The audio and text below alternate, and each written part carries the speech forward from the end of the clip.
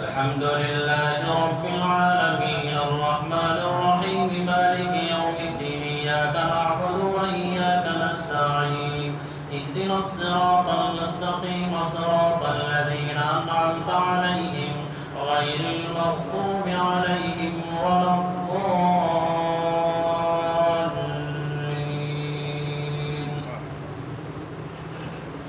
يا أيها الناس اتقوا ربكم إن زلزلة الساعة شيء عظيم يوم ترونها تذهل كل مرضعة عما أرضعت وتضع كل ذات حمل حملها وترى الناس سكارى وما هم بسكارى ولكن عذاب الله شديد. ومن الناس من يجادل في الله بغير علم ويتبع كل شيطان مريد كتب عليه أنه من تولاه فأنه يضله ويهديه إلى عذاب السعير.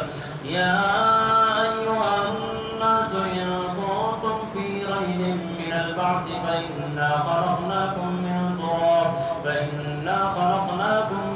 تراب ثم من نطفة ثم من علقة ثم من مضغة مخلقة وغير مخلقة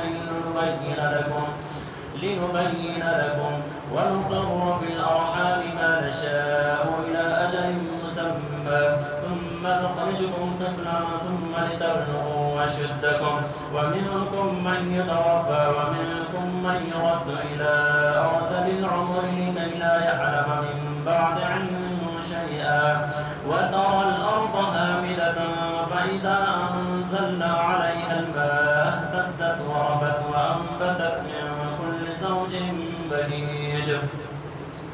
ذلك بأن الله هو الحق وأنه يحيي الموتى وأنه على كل شيء قدير وأن الساعة آتية لا ريب فيها وأن الله يبعث من في القبور. ومن الناس من يجادل في الله بغير علم ولا هدى ولا كتاب منير ثاني عطفه ليضل عن سبيل الله له في الدنيا خزي ونذيقه يوم القيامة عذاب الحريق.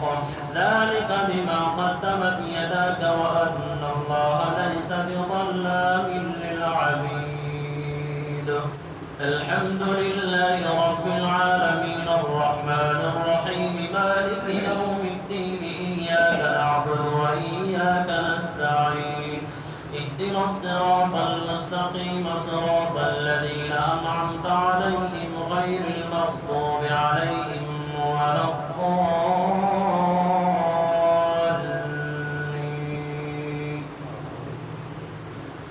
ومن الناس من يعبد الله على حرف فإن أصابه خير اطمأن به وإن أصابته فتنة انقلب على وجهه خسر الدنيا والآخرة ذلك هو الخسران المبين. يدعو من دون الله ما لا يضره وما لا ينفعه ذلك هو الضلال البعيد. يدعو لمن ضره أقرب من نفعه لبئس المولى ولبئس العشير. إن الله يدخل الذين آمنوا وعملوا الصالحات جنات تجري من تحتها الأنهار إن الله يفعل ما يريد. من كان يظن أن لن ينصره الله في الدنيا والآخرة فليمدد بسبب إلى السماء ثم ليقطع فلينظر هل يذهبن كيده ما يغيظ. وكذلك أنزلناه آيات بينات وأن الله يهدي من يريد.